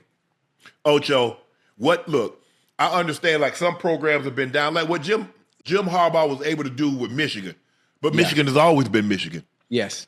We know them from Coach Schembechler. Although they never won a national championship, but he always had them in contention. Yes. So what Jim Harbaugh was able to do, revitalize a once dominant program. Indiana, their first Big Ten title in 58 years. I wasn't born the last time they won a Big Ten championship. The first undefeated season in 80 years. My mom was 3 years old. the first Hoosier to win a Heisman Trophy, the first ever national champion, first ever #1 ranking, and probably Mendoza is probably going to be the first #1 overall pick from IU. Absolutely. Indiana national championship included just 8 4- and 5-star recruits, while Miami had 45 4- and 5-star recruits. If you go look at their program, what they did, they took a lot of guys from lower levels, James Madison, that situation, and brought them in. Guys that are already proven, that's already played at the college level. Yeah. Damn, that potential, y'all might be good. I already know I've seen what you did at that level. Come on. Yeah. Because remember we had Sarratt on here. He said, hey, I played with him at JM. He said, hey, you know what I'm about. Yeah. Let's go get it done. And those guys came there. This is the most impressive thing that I've ever seen in college football. How he was able to turn that program around so fast? Yes, because even if you look at Auburn has had players. They had Bo, and they had guys, Ronnie Brown and Cadillac Williams. Yeah. They've had players. Andre Bruce was the #1 overall pick in 1988. They've had players. And prior to Cam, they had Heisman Trophy winners. Bo won the Heisman. I think they had enough. Bo might have been the only. Maybe Pat Sullivan. I think, didn't Pat Sullivan win the Heisman Trophy? If I'm not mistaken, I think Pat Sullivan. They might have only 2, but I think Sullivan won the Heisman Trophy. But we've seen nothing like this, Ocho. This is crazy. Yeah. This is crazy what IU was able to do. Yeah, in such a short amount of time. And now with the college football playoff, Ocho, well, if such and such had made it, they wouldn't have beat this team. If that would have did this, they wouldn't have beat that team. They beat Ohio State. They beat Alabama. They beat everybody that you put in front of them. They kicked their ass. They beat them. Yeah. Hold on. They beat them convincingly. They didn't just sneak by. There wasn't no controversy. They beat everybody fair and square with no questions. None. I don't know. We ain't got nothing to really talk about from UM. Ocho, I thought they got out to a slow start. I thought IU defense was playing a heck of a game. They was putting pressure on Beck, and then all of a sudden they couldn't get any more pressure on Beck. And I'm like, bro, on 3rd and 15, you bring a corner blitz. That's the time you play zone. Now it's 3rd and 5, 3rd and 6. You rush 3, drop 8. Huh? Ocho, I don't care how many you drop. Right. If you don't put pressure on the quarterback, guys gonna find dead areas. Hey, every time. Man, it's even easier. Zone. If you got you a very smart receiver, understanding scheme and tactics and what you're trying to do defensively, it's easy to find the zone. It's just pitch and catch. Pitch and catch. Pitch and catch. Get your ass upfield or get down. One or the other. Get down. This was a heck of a game. This is what the Ash alma mater got beat 65-7, and all these blowouts that we've had. That ain't what it's supposed to be. Nah. It's supposed to be this. You're supposed to be on. I don't know who's gonna win this game, Ocho. Right. And matter of fact, I was upset. I wanted to take my son to the game. Obviously, I looked at the tickets, everything $5,000, $7,000, and I chose not to go to the game. I told my son, probably the best seat in the house is probably sitting at home watching it from TV. But for those people that were able to go to the game, regardless of the price, this game today, regardless of how much the ticket was, it was worth the price of admission. Are you sure this game was in Miami? Because I saw way more red than I saw green and orange. Are you sure? Are you absolutely certain? Are you willing to put this on your 12 kids that this game was in Miami? The game was in Miami, Unc. But so why all them there? So can I tell you why? Yes. Can I tell you why? Because they priced all the real fans out. They priced all the real fans out. I mean, obviously the fans from Indiana, some people, took their life savings. They took some money they saved up, and they came and bought tickets and hoped. Well, y'all ain't got no life savings? I mean, we do, but we ain't finna spend it on that. Oh, y'all know what the outcome gonna be? Nah, nah. IU football. Now you're a Hoosier fan all of a sudden. Hey, don't worry about it. Don't worry about it. I just need you. Hey, you just go and order that case. Just go on that case. What case? Now what case? Chad, you see what I'm talking about? I'm gonna have to put that pistol in his mouth. Wait, I'm asking you what case? I don't got no case. I'm gonna have to put that fire on you, Ocho. No, I'm asking you honestly, what case? Chad, y'all hear what he said now, Chad? He talking about what case? I ain't get in trouble. You talking about like when you say case, the only case I know about is like when you got a case. Like what you mean? I need you to order a case of Le Portier. Oh man! Oh, I got you. Why you? Oh, hey. Matter of fact, I'm gonna do it. Hey, hold on. I'm gonna do it right now. Matter of fact, I'm gonna do it right now. Tell me how I order. What I go to, Unc? You ain't got. Hey, hold on, Unc. You ain't got to do that. I got you, Unc. I promise you. I'm gonna order it right now. I need the website. What's the website, Unc? Unc, I don't want no problems. You heard me? I don't even like guns. I'm gonna order the case right now. I promise you. No, don't worry about it. I got you, twin. I put. Hey, that's on Nightcap. I got you on Sweet Jesus, on Grandma Cookies. I got you. You know. Yeah, I keep my word. That one thing about me, I always keep my word now.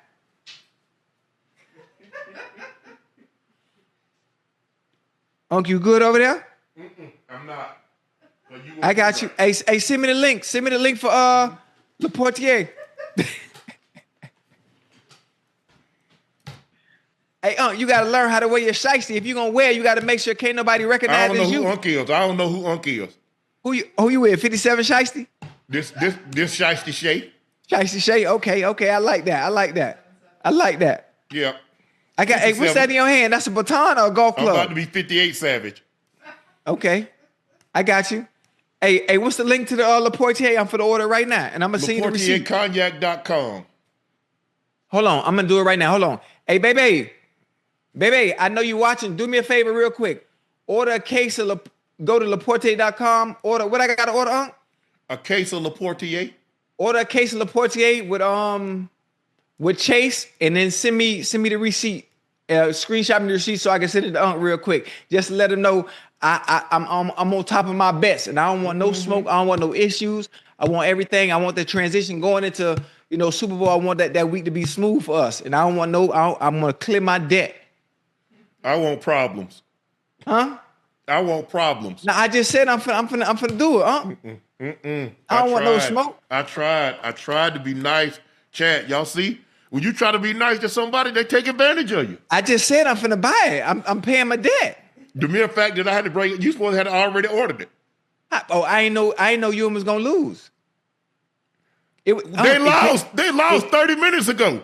I know, but it came down to the last drive, and I forgot all about the bet we had.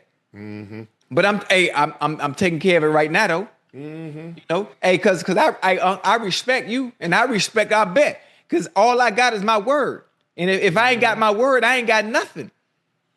And I told you I'm gonna stick to my bet, and I'm ordering me.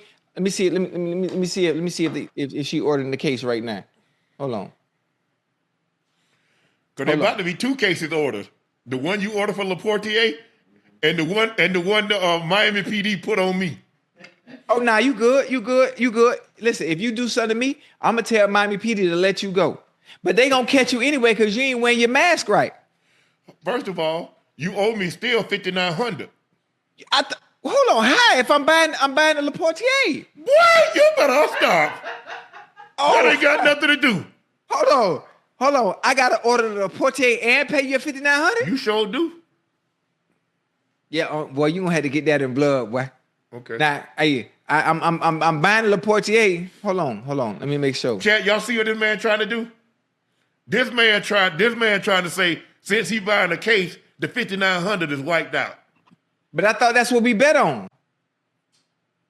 The new bet was about the Le Portier. Oh no. Yeah, that was a new bet. The old bet didn't go away. Okay. So I got you on the $5,900, and I'm gonna bring cash to you at the live show in Santa Clara.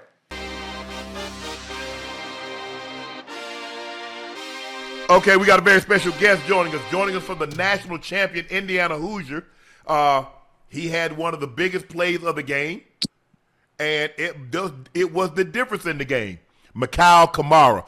Mac, how you doing, bro? I'm doing good. How y'all doing? What's We're up, doing bro? good. Good. Chilling. Help me walk us through the punt block, cause you got a guy that's over you that's gonna block you, and you got the up back that he kind of just like turned you loose. Were you surprised that like, damn, you ain't gonna put up no effort? Bro, so the punt before that, we was in defensive safe, right? So I kind of like oozed off the ball. Yeah. And I kind of seen, I was like, I'm a little bit closer to the punter than I thought I would be. So I was like, all right, this next time if I get another opportunity, I'm gonna really shoot my shot. So this one I really just got off the ball and I shot my shot and then I blocked it. And I was just like, damn, like this is crazy. You know what? I got a question too. Obviously, I've never seen it before. Maybe it's something that they do new in college, MK. But why is it that I see punters now instead of walking straight rugby to style kick the ball? Why is he veering off to the right, making it easier for you to block the punt? Is that something new that they do in college, or is that? I think that's kind of been around, especially with our special teams coordinator. We used to get a lot of guys from like Australia, a lot of like rugby style kickers. That's like a big thing in college. Hey, bro. The block punt wasn't only, probably the pivotal moment of the game, but it earned you MVP, defensive MVP. Well, I mean, what that felt like, bro? What's that like? It was crazy, especially because the season has been a lot of like ups and downs, especially for my season last year. So just kind of like to put a cherry on top and to end my college career as a national champion. And then as the defensive MVP, it's something only God could have written for me, man. Oh, that got to be the best feeling in the world, man. You got to think, bro. I've been playing football since I was 4 years old. I've been playing football since I was 4 years old, and I've never, ever been in a situation where I've been an MVP or I've won anything like a national championship or a Super Bowl. When you realize when that clock is zero and you realize y'all won that game? What does that feel like? Walk me through it so I can feel it too. Because the only thing I ever wanted is fucking Madden. That's it. I got you, Ocho. It's like, bro, it's surreal, bro. Like it doesn't like even right now it doesn't feel real. Like I'm seeing like my Instagram's blown up, my Twitter's blown up, and I'm just looking at all the videos, all the clips, and it's just like I'm in like third person, bro. Like it doesn't even feel like I'm looking at myself like it's somebody else. But it's like it's me. I made the plays. I held up that trophy, and it's like it's a feeling that you just. I'm not gonna lie, bro. You might gotta put the cleats back on and try to get you one. Hey, I got some eligibility. Oh, I know you do. I know you do. You come back. Hopefully, come back and be a Hoosier, bro. Macau, I like it. The last play. Now, it looked like you guys were in cover two, the coverage in the back end. Now, I'm surprised that Miami, because I think it was a terrible design. Because normally, Ocho, when you're trying to throw something in the cover two, you got to have somebody in the flat to control that corner. Because if there's nobody in the flat, he's going to keep sinking. Plus, the safety is zooming over the top. So I don't know, even if he had led him, I'm not so sure it would have been incomplete, would have been completed pass. When they called this defense, tell me what you were thinking. Like, I need to get home, and then all of a sudden you see the ball release. What goes through your mind? So first, I'll kind of walk you back through just the whole the last series for real. So just knowing the way, so we kicked the field goal, and I'm like, okay, it's time to go get money. Like this is the best the best feeling as a defensive player. Like the game is on your hands. This is it, right? So it's like time to go get money. And coach pretty much put in, our pass rushing substitution. So I was like, I got to get home. So I was rushing, doing my thing, and I was getting tired. I'm not gonna lie, but I was like, that's what be tired. I ain't gonna lie. But that last play, so I'm kind of bending the edge, and I kind of get pushed, and I see the ball, and I'm like, damn, no, it can't end like this. And I hear the crowd pop. And I look up and I see Sharpe with the ball. He took his knee and he's running around. And I'm like, bro, we gotta win this. We gotta win this. I'm like, whoa. That's unbelievable. Yeah, you guys were getting tired. I was surprised that they didn't sub because they just kept letting you guys rush. I said, okay, I know y'all got some other pass rushes. These guys are tired. After 2-3 pass rushes, you spent. No, don't cap. Unfortunately, my two brothers, they both got hurt. Kellen Wyatt and Stephen Daly. Those are my guys. So it was kind of me out there. I'm not going to so I didn't come out the entire game, so I was feeling it though. But it was like it's the final game for a storybook ending. Wow. Mm-hmm. So as the dust settles, it probably hasn't really hit you yet. It's only been a few days since you won a national championship. What's the next process? What's the next steps for you as you prepare for the next journey after college football? So right now I'm packing, trying to pack up my apartment and get ready to go down to Florida to train. Oh, you coming down here? Florida, bro. Orlando. Bomberitos. Oh, you gonna be at Bomberitos? Bomberitos. Man, I'm coming down there. I'm coming down there. Training for the draft? Yeah. You said what? You gonna be training for the draft? Hell yeah. So Cowboys get you, bro. I hope any team gets me. There's no bias. I'm just throwing it out there. I'm just throwing it out there. We need a nice little deep. Oh, speaking of what you ever been to Cincinnati? I haven't been to Cincinnati. No.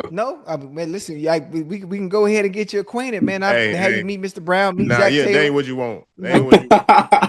So what do you know at the combine? What are you hoping to run? What are you hoping? What can we expect? Can we expect something 4.6? Can we expect a 10.5 foot long jump? Can we expect something special in the shuttle? What can we expect from you? I'm expecting big numbers for sure. Going down with Pete. Pete's, pretty proven with everyone that he's trained. Oh yeah. So the biggest thing is having him get me healthy. It's been a long season. Playing against some good competition. So body's definitely a little bit banged up. But I'm gonna go down there and put on a show for sure. What made you decide to go to Indiana? What was it? Because prior to the last 2 years, there was the losingest college team in America, and somehow this is better than Rudy. The ending that you guys had this year. What made you decide to go there, and what made you think that you guys could actually win it all? Or when did you think you could win it all?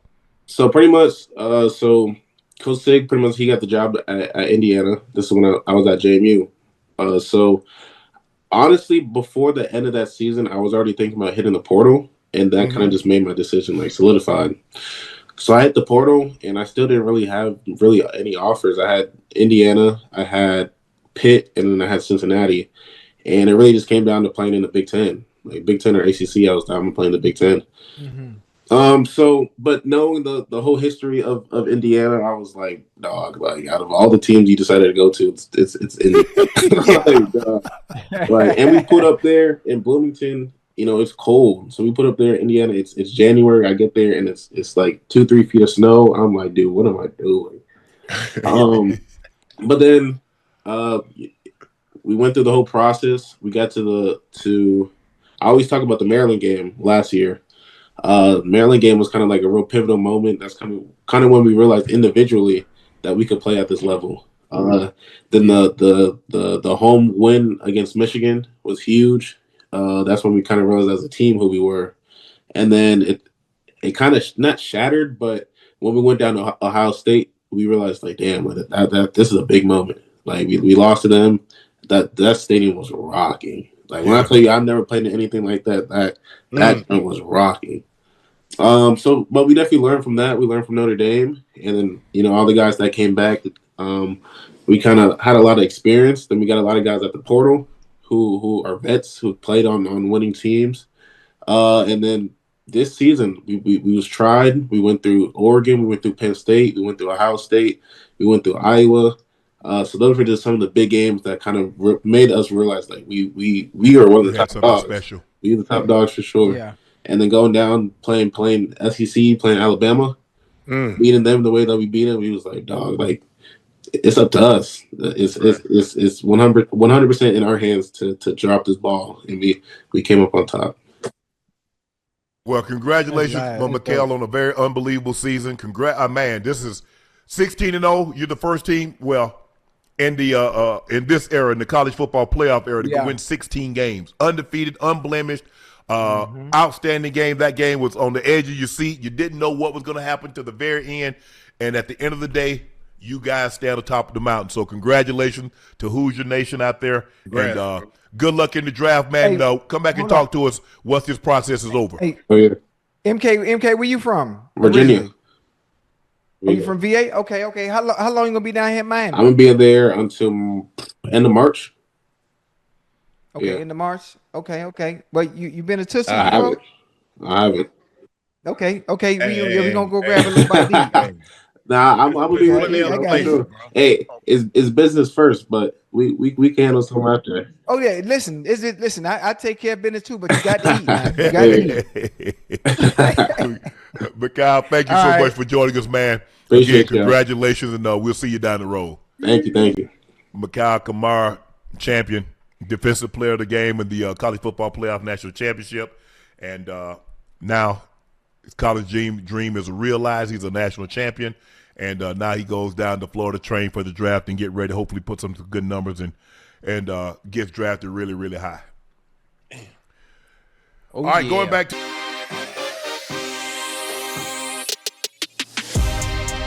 There's been speculation that the Ravens and the Raiders are could end up discussing a trade that would send Lamar Jackson to Las Vegas. There's a feeling out there that the Raiders are going to make a play for Lamar. That's a big splash. If the Raiders, you'd give up all these pieces for Lamar over drafting Mendoza with the first overall pick. Man, stop playing with my dog like that, man. This makes no sense to me. Whoever even came up with that report about making a splash and making a play for Lamar, man, stop playing, man. Stop playing. The quarterback for the Las Vegas Raiders will be Fernando Mendoza with the number 1 overall pick. Okay? Mm-hmm. Fernando Mendoza's receiver on the right or the left, his ex will probably be George W.B. Pickens. Okay? Mm-hmm. And that's pretty much it. They're going to revamp everything over there in Las Vegas, and that's pretty much it. They definitely need to do something, Ocho. I don't know what all they're going to do, but they need to do something. Yeah. Absolutely.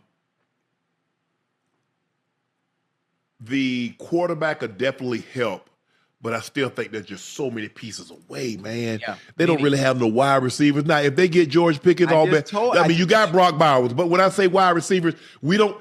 Brock Bowers, when you list Brock Bowers, they have TE by the end of his name. Right. When you mention all the McBride, they have TE. So when we say wide receivers, we're not talking about the tight end. We're talking about the guys that are wide receivers. Mm-hmm. They don't have any. Their best one they traded to Jacksonville, I think for a 3rd or a 4th round pick. So they got a pick coming back. Right. I don't know if they have any compensatory picks. But with that being said, they're still a long ways away. Yeah, they're in the back. Mm-hmm. They're in the back of the class for a minute because everybody got substantial quarterbacks.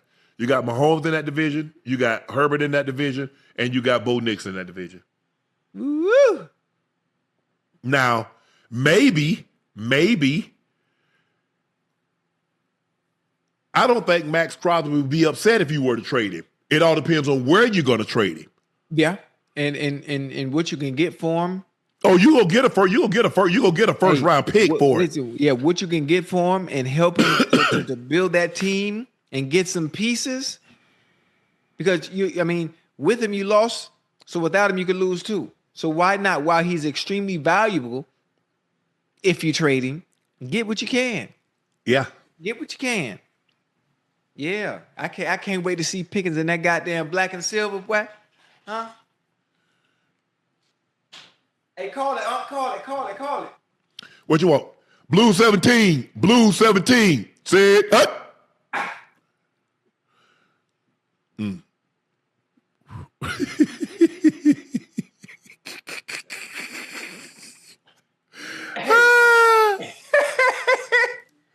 Hey, well, I'm still quick as hell, boy. Yeah, I see that. God damn. And my knees still hurt. Ooh, I feel like I can play, boy. I could play. I know you I can, man. Nah, I'm talking about, but hey, Unc, right now at 58, Unc, I'm telling you, I can give you 4 quarters, 3rd downs. Yeah, change for $1. That's the only 4 quarters you do it. Nah. I'm telling you, put me out. Now you know how competitive I am. Yes.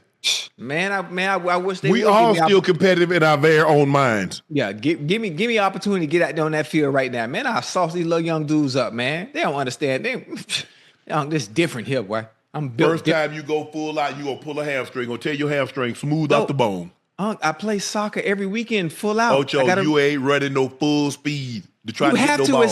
It's 11v11, Unc. This not the little field. I don't care nothing about that. No. I'm ready, boy. Stay out the field. Hey, you talk about pull stuff. Look at, my knees good, boy.